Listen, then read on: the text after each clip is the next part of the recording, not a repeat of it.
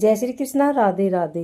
आज हम आपके लिए ज्येष्ठ माह के बड़े मंगलवार के बारे में हनुमान जी की कथा और हनुमान जी के लिए किए गए उपायों का कितना महत्व है, यह सब बताने वाले हैं। अधिक मास के कारण ज्येष्ठ मास का महीना इस बार 59 दिनों का है, जिसके कारण 4 की जगह 8 मंगलवार पड़ रहे हैं। ऐसा 19 साल में हो रहा है। जेठ माह में 8 बड़े मंगलवार का दुर्लभ संयोग, जो 5 मई से शुरू होकर 23 जून तक चलेंगे। यह विशेष रूप से हनुमान जी को समर्पित है। इस दौरान बजरंगबली की पूजा से संकट दूर होते हैं। तो चलिए सुनते हैं बड़े मंगलवार की प्रेरणादायक कहानी, जो कि हनुमान जी की कृपा और श्रद्धा पर आधारित है।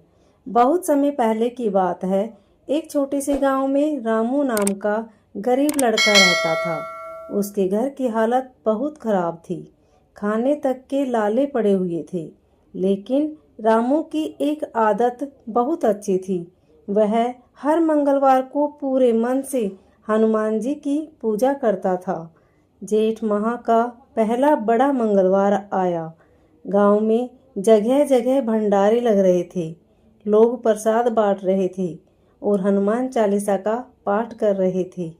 रामू के पास न तो प्रसाद चढ़ाने के लिए पैसे थे और न ही नए कपड़े पहनने के लिए।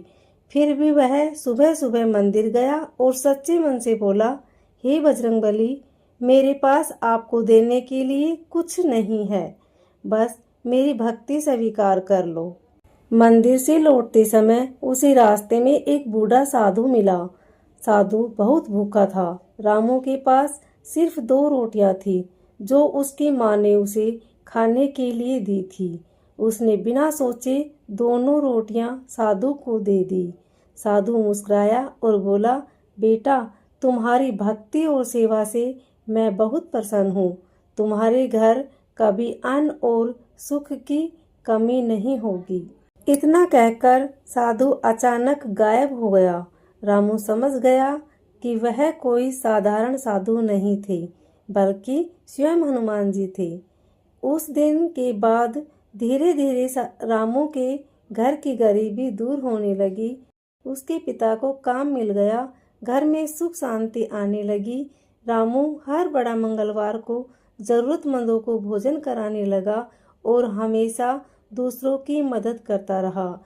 इस कहानी से हमें यह सीख मिलती है कि सच्ची भक्ति में दिखावा नहीं, श्रद्धा जरूरी होती है।